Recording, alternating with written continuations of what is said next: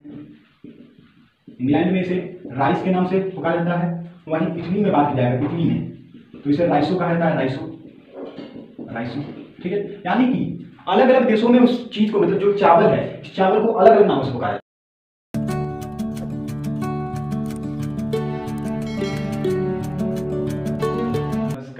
मेरा नाम है राहुल और आप हमें देख रहे हैं री एग्जाम यूट्यूब चैनल पे। स्टूडेंट, आज के क्लास में हम लोग पढ़ने वाले हैं नोमेनक्लेचर के बारे में। और फ्रेंड्स, आज की टॉपिक जो है काफ़ी इंपॉर्टेंट है, diversity of the living birds के बारे में। और स्टूडेंट, अगर आपने हमारे चैनल को सब्सक्राइब नहीं किया है तो सबसे पहले सब्सक्राइब करें और बेल आइकन को भी प्रेस करें, जिससे हमारे आने वाली सभी लेटेस्ट वीडियो की नोटिफिकेशन सबसे पहले आपको मिल जाए। सो फ्रेंड्स, चलिए आज की वीडियो स्टार्ट करते हैं। और वीडियो स्टार्ट करने से पहले आप इसे शेयर कर दीजिएगा अपने व्हाट्सएप ग्रुप्स और फेसबुक ग्रुप्स में। और फ्रेंड्स, अगर आपने हमारी पिछली वीडियो नहीं देखी है तो आई बटन पे उसका लिंक है, वहाँ पे जाके आप देख सकते हैं, ऊपर की साइड में है। चलिए फ्रेंड्स, स्टार्ट करते हैं आज की वीडियो। तो सबसे पहले हम लोग जान लेते हैं बेसिक फंक्शन ऑफ टैक्सोनॉमी। ठीक है, टैक्सोनॉमी का मतलब मैंने आपको कल बता दिया था, वर्गीकी जिसे कहा जाता है। ठीक है, अब देखिए हम लोग जो है वर्गीकी से रिलेटेड कुछ बेसिक फंक्शन जान लेते हैं। तो बेसिक फंक्शन में हम लोग को तीन चीजें जाननी है। पहला है आइडेंटिफिकेशन, दूसरा है नोमेनक्लेचर और तीसरा है क्लासिफिकेशन। आइडेंटिफिकेशन का मतलब होता है पहचान। आइडेंटिफिकेशन का मतलब होता है पहचान करना। अब कैसे पहचान करेंगे हम लोग किसी भी ऑर्गेनिज्म की? तो सबसे पहले हम लोग उसके कैरेक्टर्स को देखेंगे और सबसे बड़ी बात कि हम कंपेयर करेंगे किसी अदर एनिमल से या किसी अदर ऑर्गेनिज्म से। हम उस ऑर्गेनिज्म का कंपेयर करेंगे और जो कैरेक्टर प्राप्त होंगे उसके आधार पे हम उसकी आइडेंटिफिकेशन करेंगे, यानी पहचान करेंगे।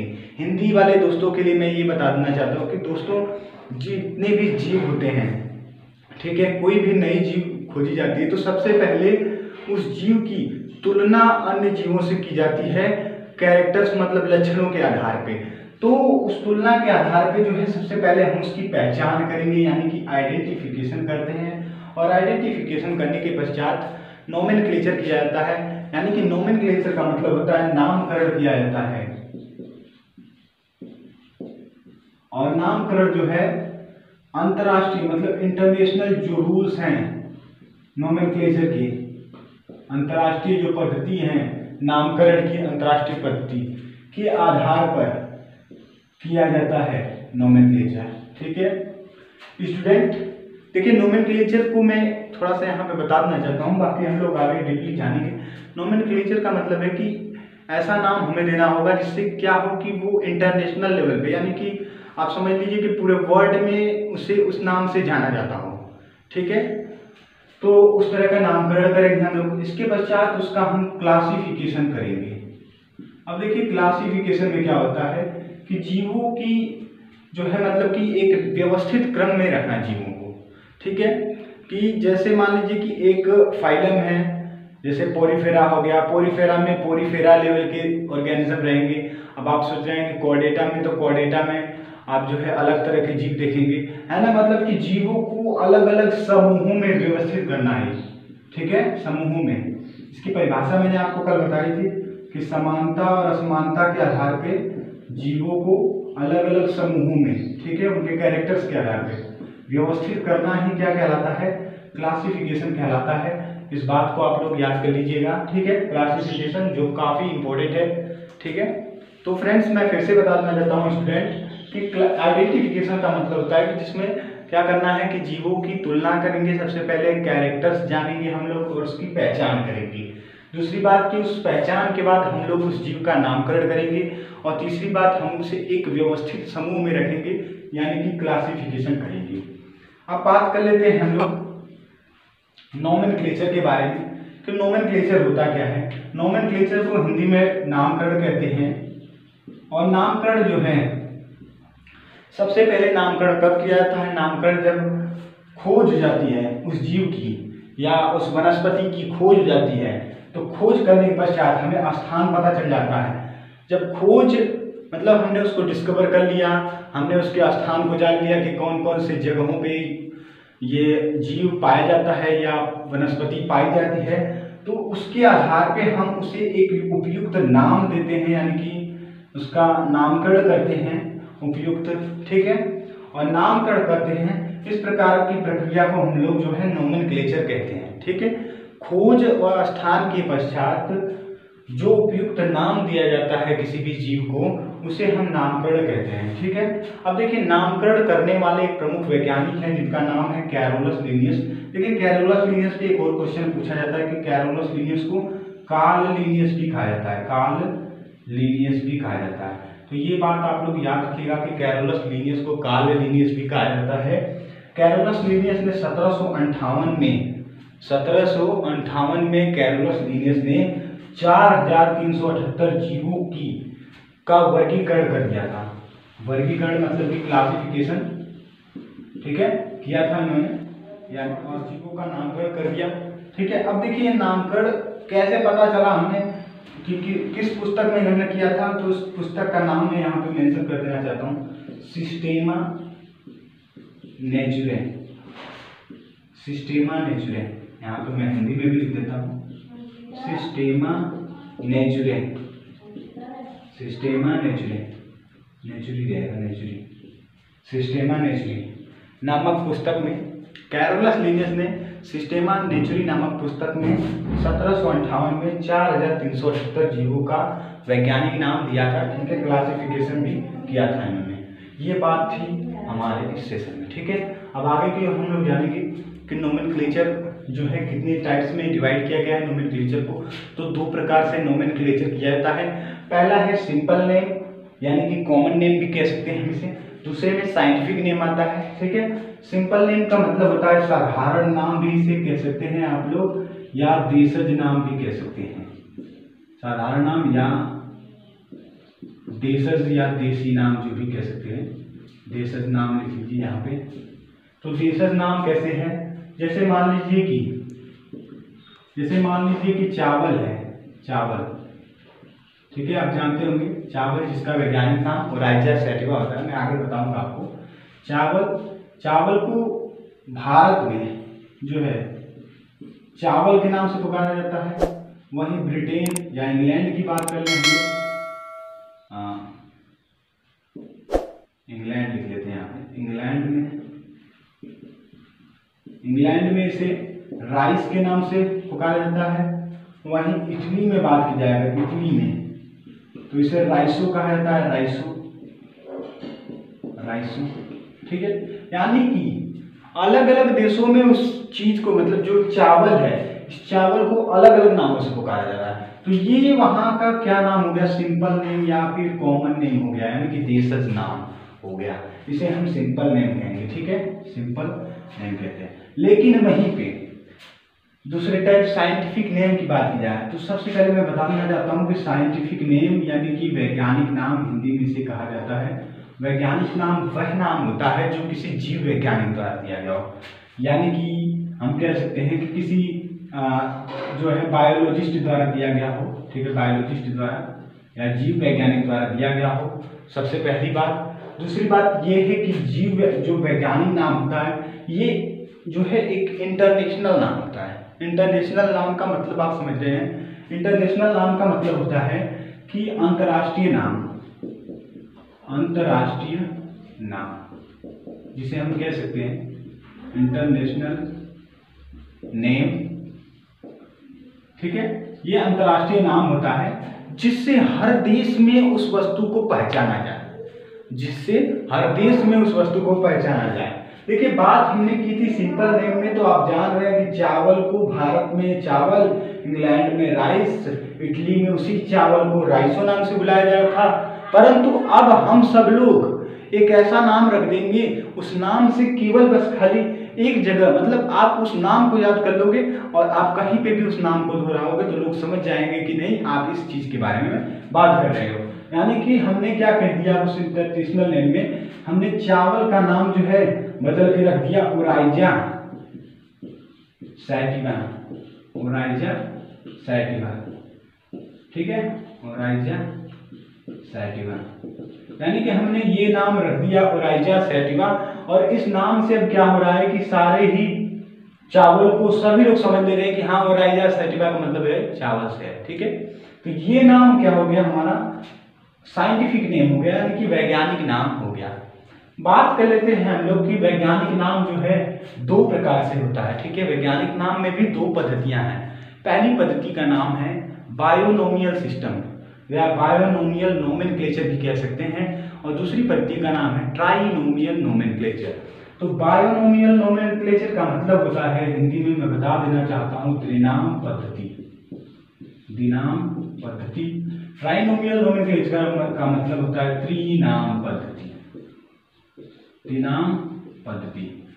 स्टूडेंट्स फिर से मैं बता देना चाहता हूँ कि नोमेनक्लेचर सबसे पहले दो प्रकार से किया जा रहा था, सिंपल नेम, कॉमन नेम जिसे कहते हैं, दूसरा साइंटिफिक नेम। साइंटिफिक नेम दो टाइप से हो रहा है यहाँ पे, बायोनोमियल नोमेनक्लेचर और ट्राइनोमियल नोमेनक्लेचर। देखिए बायोनोमियल नोमेनक्लेचर की बात करें तो बायोनोमियल का मतलब होता है कि जिसमें दो ही नाम हो, यानी कि ऐसा कहा जाए कि पहला नाम जो है उस जीव के वंश को यानी कि जीनस को प्रदर्शित कर रहा हो, जीनस को, ठीक है। दूसरा इसकी जाति को यानी कि स्पेसीज को, वंश को, दूसरी जाति को प्रदर्शित कर रहा हो। अब देखिए वंश वाले नाम को जेनेटिक नेम कहेंगे, जेनेटिक, अरे जेनेरिक नेम, और इसको स्पेसिफिक नेम कहेंगे, स्पेसिफिक नेम कहते हैं, ठीक है। देखिए फिर से मैं बताना चाहता हूं कि बायोनोमियल नोमेनक्लेचर में जो पहला नाम होता है उसे हम जीनस यानी कि वंश या फिर जेनेरिक नेम भी कह सकते हैं, और दूसरी वाली बात की जाए स्पेसीज की तो दूसरा जो होता है उसमें नाम स्पेसीज होता है, जिसे हिंदी में जाति कहा जाता है, या फिर हम उसे स्पेसिफिक नेम भी कह सकते हैं। दोस्तों इसका एग्जाम्पल मैंने आपके सामने रख दिया है। चावल को जैसे आप देख लीजिए, यहाँ पे चावल जो है इसका वैज्ञानिक नाम यहाँ पे मैंने लिख दिया है ओराइजा सैटिवा। तो यहाँ पे ये जो चावल है का जो वैज्ञानिक नाम ओराइजा है, और यहाँ पे जो सैटिवा है, देखिए ओराइजा एक वर्ड है और सैटिवा एक वर्ड है, ठीक है। आगे मैं बताऊंगा कि दोनों में अंडरलाइन भी जो है अलग अलग की जाती है। और यहाँ पे जो ओराइजा है, ओराइजा को हम जीनस कहते हैं यानी कि वंश कहते हैं। सैटिवा को हम लोग हिंदी में जो है मतलब कि सैटिवा जो है वो क्या है, उसकी स्पेसीज है। देखिए ओराइजा क्या है, जीनस है, सैटिवा क्या है, उसकी स्पेसीज है। स्पेसीज यानी कि जाति का नाम है, ठीक है। सैटिवा जाति का है ये चावल, ठीक है। या फिर हम कह सकते हैं कि ओराइजा वंश का है ये चावल, ठीक। और फिर से अगर मान लीजिए आप यहाँ पे ओराइजा वंश हो गया, सैटिवा वंश, तो यहाँ पे जो ओराइजा है वो जेनरिक नेम हो गया इसका, और जो सैटिवा है वो इसका स्पेसिफिक नेम हो गया दोस्तों। तो ये था हमारा बायोनोमियल नोमेनक्लेचर। एक बार फिर से मैं बता देना चाहता हूँ कि बायोनोमियल नोमेनक्लेचर में दो चीजें होती हैं। पहली चीज जीनस को प्रदर्शित करती है, दूसरा नाम मतलब कि नाम से समझिए, पहला नाम जो है जीनस को और दूसरा नाम जो है स्पेसीज को प्रदर्शित करता है। अब बात कर लेते हैं हम लोग बायोनोमियल नोमेनक्लेचर के कुछ एग्जांपल्स के बारे में। तो यहाँ पे मैंने कुछ एग्जांपल दे रखे हैं। देखिए एक साइड मैंने 4 कॉलम बना रखे हैं। पहला कॉलम में आपको सामान्य नाम दे रखा है, दूसरे कॉलम में आप देख सकते हैं यहाँ पे वंश का नाम, तीसरे कॉलम में जाति का नाम है, और चौथे कॉलम में वैज्ञानिक नाम दिया हुआ है। सबसे पहले नाम की बात कर लेते हैं भैंस, जिसे बफेलो अंग्रेजी में कहा जाता है। बफेलो का साइंटिफिक नेम क्या होगा? तो देखिए बफेलो के साइंटिफिक नेम में सबसे पहला वंश का नाम होता है जिसका नाम है बॉस, जाति का नाम है ब्यूवेलिस, तो इसका वैज्ञानिक नाम हो गया बॉस ब्यूवेलिस, ठीक है। ये याद कर सकते हैं। आपको मैंने कुछ एग्जांपल्स दिए समझाने के लिए कि जो बायोनोमियल नोमेनक्लेचर है वो दो नामों से मिलकर बना है। पहला नाम जिसे हम जेनेरिक नेम कहते हैं, दूसरे नेम को हम स्पेसिफिक नेम, यानी कि पहला नाम वंश का नाम है, दूसरा नाम उसकी जाति का नाम है।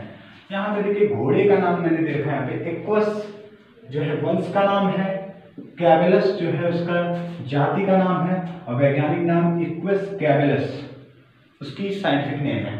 शेर की बात कर लेते हैं तो शेर पैंथरा टाइग्रिस, पैंथरा लियो। देखिए पैंथरा क्या है, यहाँ पे वंश का नाम है, जाति का नाम है लियो, तो वैज्ञानिक नाम हो गया पैंथरा लियो। शेर का भी आपको याद कर सकते हैं पैंथरा टाइग्रिस होता है, टाइग्रिस यानी कि लियो की जगह वो टाइग्रिस हो जाएगा, ठीक है। और इसके बाद आम का देखिए यहाँ पे मैंगीफेरा वंश का नाम है, इंडिका जो है जाति का नाम है, मैंगीफेरा इंडिका, दोनों मिलकर साइंटिफिक नेम बना देगा। कमल का इसी तरह निलंबू वंश का नाम है, जाति का नाम नूसीफेरा है, तो निलंबू नूसीफेरा से आप याद रख सकते हैं। ज्वार की बात कर लेते हैं, सोरगम वल्गेर, तो सोरगम वंश का नाम, वल्गेर जो है आपका जाति का नाम है, तो हो जाएगा पूरा नाम सोरगम वल्गेर। इसी तरह गेहूं का भी मैंने दे रखा है यहाँ पे, तो गेहूं का क्या हो जाएगा, ट्रिटिकम एस्टिवम, ट्रिटिकम वंश का नाम, जाति का नाम एस्टिवम है, तो ट्रिटिकम एस्टिवम इस तरह से नाम हो जाएगा। तो ये थे कुछ इंपॉर्टेंट। मटर का भी आप याद रख सकते हो, पाइसम सैटिवम होता है। इसके बाद और भी अन्य नाम याद कर सकते हो, जैसे मेढक का, राना, टिग्रीना, और भी बहुत सारे नाम हैं। तो मैं जो है लगभग आपको एक छोटा सा डायग्राम दे दूंगा, एक दो डायग्राम में मैं कुछ और भी ऐड करके दिखा दूंगा, जितने भी मतलब कि आपके सामने एक डायग्राम लगा दूंगा पिक्चर, जिसपे कुछ जो बायनोमियल नोमेनक्लेचर के अंतर्गत कुछ और एग्जांपल्स की लिस्ट आपको मिल जाएगी। स्टूडेंट, अब हम लोग जान लेते हैं ट्राइनोमियल नोमेनक्लेचर के बारे में।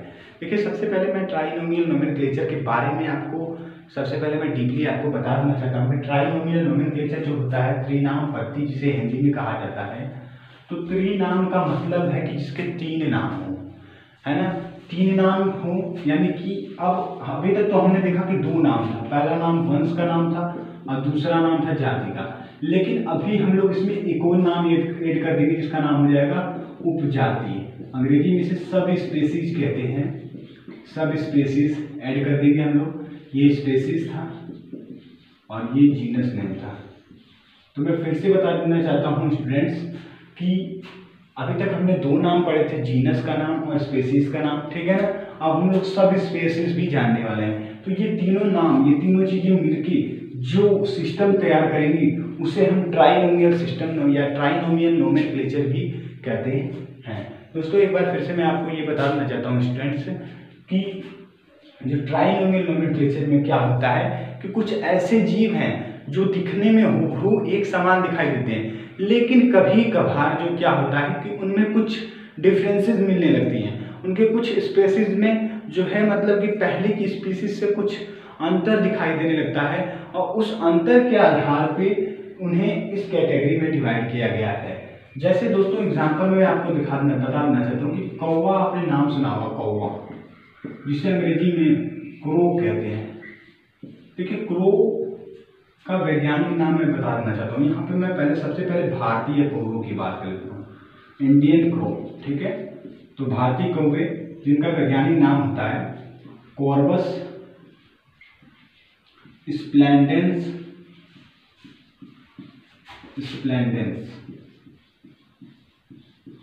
ये होता है भारतीय कौवे का वैज्ञानिक नाम, कॉर्वस स्प्लेंडेंस, ठीक है। कॉर्वस यहाँ पे जीनस नेम है, स्पेसीज नेम स्प्लेंडेंस और सब स्पेसीज नेम स्प्लेंडेंस है यहाँ पे भारतीय कौवों की, इंडियन कौवों की। अब वहीं बात करें हम लोग श्रीलंका के कौवों की, श्रीलंका कौवे, श्रीलंका के कौवे का वैज्ञानिक नाम होता है Corvus splendens प्रोटिगेटस, Corvus splendens प्रोटिगेटस, Corvus splendens प्रोटिगेटस, ठीक है। तो ये श्रीलंका कौवे का नाम है। और वर्मा के कौवे के नाम हम लोग जानते हैं, वर्मा के कौवे का, वर्मा जो भी है, वर्मा के कौवे का नाम, तो वर्मा के कौवे का नाम होता है Corvus splendens, Corvus splendens insolence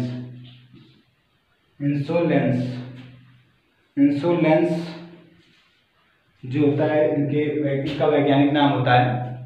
दोस्तों, फिर से मैं आपको बता देना चाहता हूँ कि जो वर्मा के कौवे हैं उनका वैज्ञानिक नाम होता है कॉर्वस स्प्लेंडेंस और insolence, Corvus splendens insolence Verma के कौवे का नाम होता है, जबकि श्रीलंका के कौवे का नाम होता है वैज्ञानिक नाम कॉर्वस स्प्लेंडेंस प्रोटिगेटस। यहाँ पे आप अंतर देख रहे हैं, प्रोटिगेटस, इंसोलेंस, स्प्लेंडस, ये तीनों ही जो है उसकी सब स्पेसीज हैं, यानी कि कुछ न कुछ इनकी जो असमानताएं हैं, इनकी स्पीसीज में असमानताओं के कारण ही इन्हें जो है अलग अलग मतलब सब स्पेसीज में बांटा गया है। तो दोस्तों ये था ट्राइनोमियल नोमेनक्लेचर के बारे में। आपको मैं फिर से बताना चाहता हूँ कि ट्राइनोमियल नोमेनक्लेचर इसमें 3 नाम होते हैं। पहला नाम वंश को, दूसरा नाम जाति को और तीसरा उपजाति को प्रदर्शित करता है, जैसे मैंने आपको एग्जाम्पल देके बता दिया है। तो दोस्तों आई होप कि ये वीडियो आपको पसंद आई होगी, तो आप इसे लाइक कीजिएगा, शेयर कीजिएगा अपने व्हाट्सएप ग्रुप और फेसबुक ग्रुप्स में। और अगर आपने हमारे चैनल को सब्सक्राइब नहीं किया है तो जरूर जाके सबसे पहले सब्सक्राइब कर लीजिए और बेल आइकन को भी जरूर प्रेस कीजिएगा, जिससे हमारे आने वाली सभी लेटेस्ट वीडियो की नोटिफिकेशन सबसे पहले आपको मिल जाए। तो मिलते हैं दोस्तों ऐसी नई वीडियो के साथ। आज के लिए इतना ही।